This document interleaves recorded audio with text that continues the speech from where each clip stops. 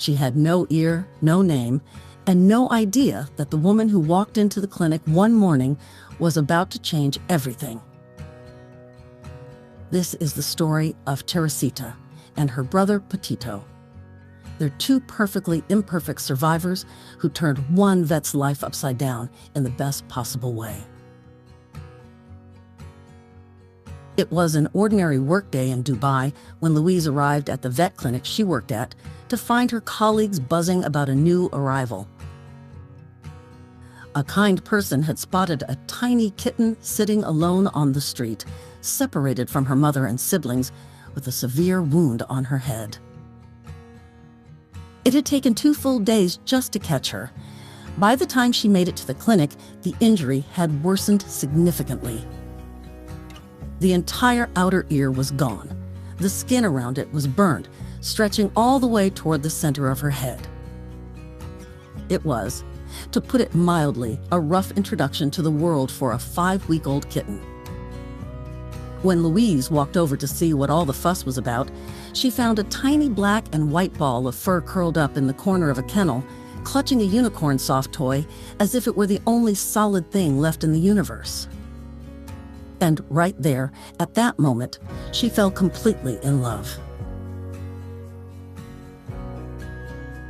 The kitten was placed under anesthesia for a thorough wound cleaning, and from that point on, the daily bandage changes began. What nobody expected was just how gracefully this tiny creature would handle it all. She never complained. She never made a peep. Even with most of her little head wrapped in bandaging that made her face look comically smooshed, she remained calm, cooperative, and apparently quite unbothered by the whole ordeal. A trooper from day one, as Louise would say. After 10 days of around-the-clock care at the clinic, Louise made a decision. The kitten was coming home, just to foster during the healing process. That was absolutely the plan. But we all know that kitties often have plans of their own. So Teresita arrived home, took approximately 30 minutes to assess the situation, and promptly began running around the apartment. It's not something an injured foster kitten was supposed to be doing, but Teresita, it turned out, had never been particularly interested in following the rules. She settled in like she's always lived there and began shadowing Louise everywhere. She was fast, curious, dramatic, and completely, utterly charming. The foster arrangement, predictably, did not last. Louise had not planned on having a cat, but there was something about this particular animal that made the decision feel less like a choice and more like an inevitability.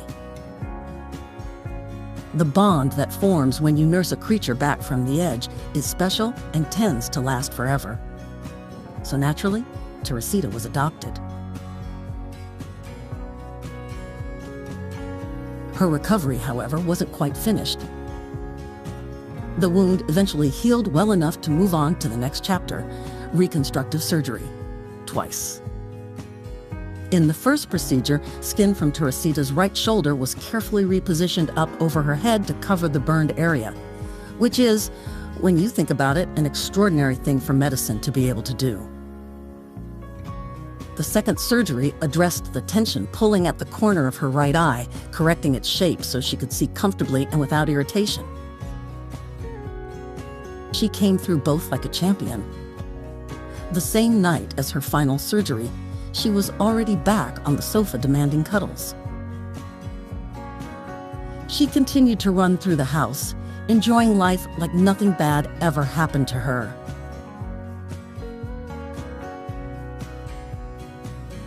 When the cone came off for the last time, it was a cause for celebration. This tiny warrior ended up missing one ear, but her hearing is perfect and her kitty energy at maximum.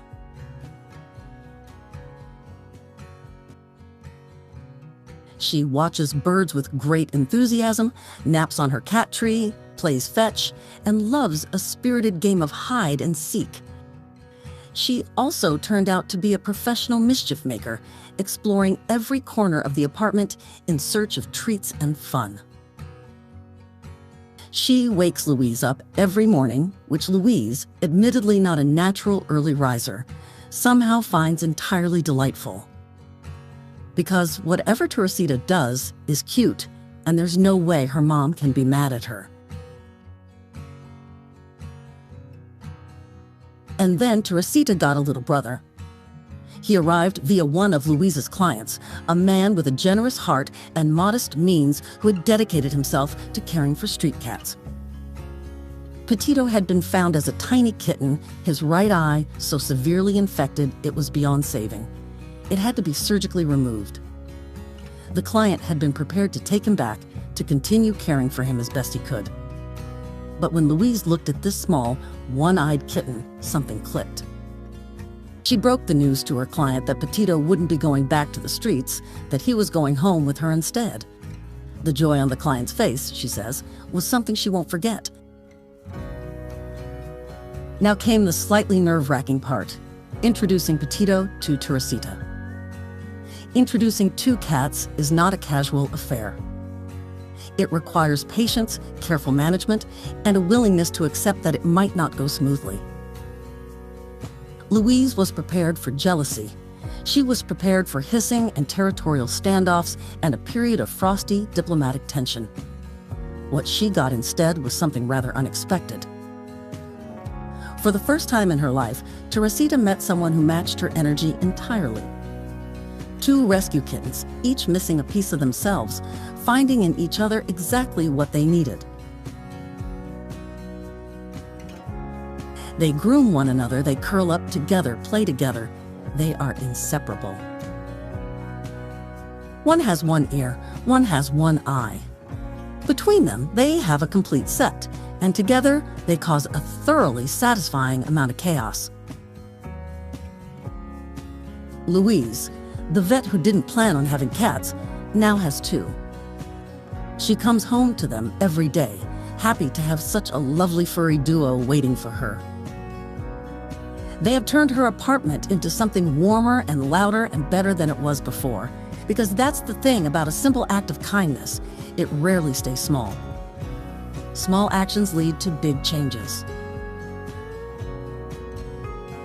Teresita and Potito may not be perfect, but neither is anyone else. And they are, without question, exactly where they belong. Where's your mouse?